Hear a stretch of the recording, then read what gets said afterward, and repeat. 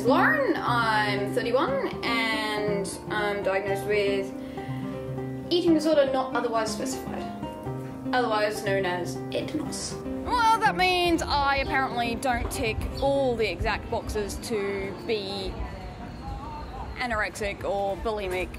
I sort of tick half the boxes and then make up a bunch of crap on my own. Look, eating disorder not otherwise specified is really a name to remind the mental health community that people don't easily fit into diagnostic pigeonholes. This is why I prefer the transdiagnostic approach, to see that a patient has an eating disorder, to understand the symptoms and problems and then approach treatment from there.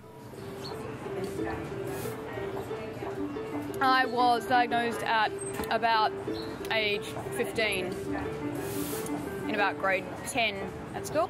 I didn't consider it a problem until a good number of years after I'd been diagnosed. The first shrink that I went to go and see said, "Oh, well, you're anorexic."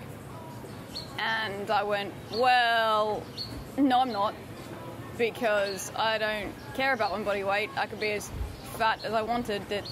That's not the problem at all." It wasn't until, probably about 3 or 4 years later that I got a different psychiatrist who actually went, "Yeah, that's not actually the issue. You're not anorexic. You've got a different disorder." That I started realising, okay, now it's making sense. So I went to emergency, got bored in the waiting room, ran away from emergency, got chased, got brought back to emergency again and was told that, if I didn't agree to go into hospital voluntarily, I was going to be detained.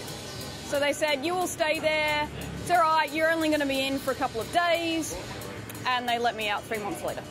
Looking back on it now, I'm like, well, obviously it saved my life. Eating disorders, as a term, probably best describe the problems.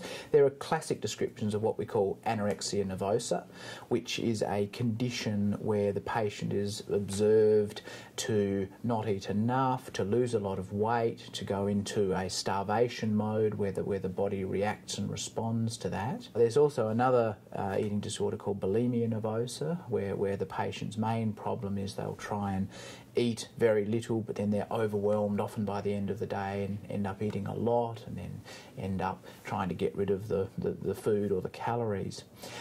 There is another eating disorder called binge eating disorder, but I think the best way to conceptualise eating disorders is really that they're one group of problems. My name's Hannah Ford, I'm 20 and I was diagnosed at 15 with anorexia nervosa.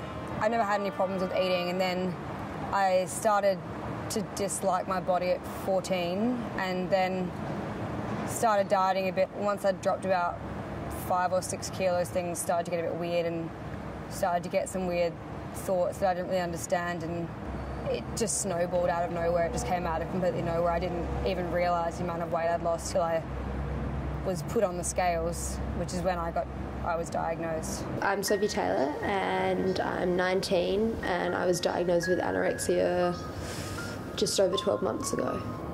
When I was first diagnosed, I'd just returned from Europe and I had to go to the GP for a general medical checkup. They'd noticed that I'd started to lose a bit of weight, and then my mum started to notice that my eating habits had changed and got quite anxious about it.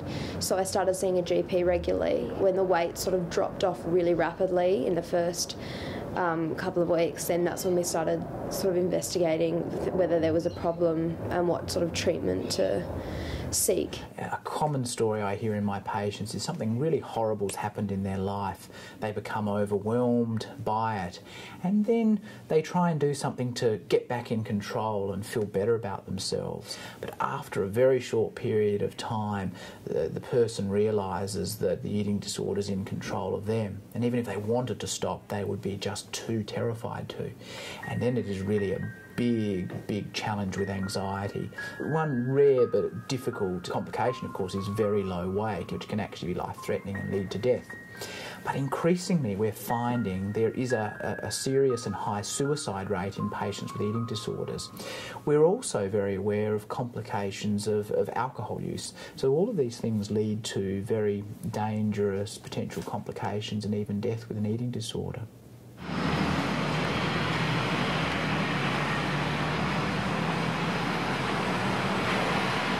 I've never felt that having an eating disorder has made me any less of a person. I think it's probably made me a different person. I'm sure if I had not been diagnosed when I was 15, I would be quite a different person than I am now. It's like, an eating disorder is an addiction, really. People need to understand that it's the same as being addicted to alcohol. You're just addicted to not eating, which I think it's quite difficult for people to get their heads around. So it was very hard to admit I had an eating disorder because I thought I looked perfect, so how could there be anything wrong? When I look back at old pictures, I'm disgusted. I think it looks terrible, and the way I felt for pretty much 5 years, even at healthy weights, is just on-off depression. It was not a nice period of my life, and I want to try and forget it all, but I have to remember that it was still there, so I don't lapse back into it. When patients come and see you with an eating disorder, they're very ambivalent. They're very frightened about giving it up, because often the thought of giving it up means there's the underlying problem which they might have to deal with. The first most important step for me was sort of acceptance that there was a problem. Until you get to that, you're never going to get better, and every doctor will tell you that the only person that can help yourself get better is yourself. Well, there's two ways of approaching treatment. The first is noting the scientific evidence base for treatment. There have been many scientific trials around the world trying to work out which psychological and medication treatment works best for patients with eating disorders.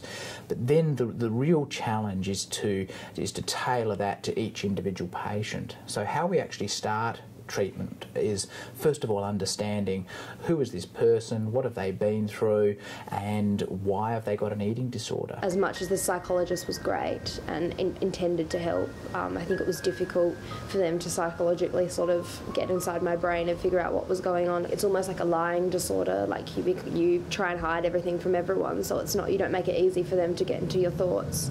And my psychiatrist, I have a bit of resentment for, because she shoved me on a whole bunch of drugs, and I was young, I didn't know what they were, and one of them seemed to help but made me numb pretty much throughout high school. I had no emotions, I was cold, I wasn't socially active. I think there's too much focus on drugs, which is what I found when I first went to one, that it was just take this, and I was like, oh, I don't know what it's going to do. The big challenge for society with eating disorders is to look at prevention. And if we can prevent young people getting this devastating problem in the first place, prevention really is better than cure. And that really is quite a challenge in the field. We have to look at society, we have to look at the media, we have to look at body image portrayals that are becoming just so much more kind of pervasive and challenging in our society. It can be cured.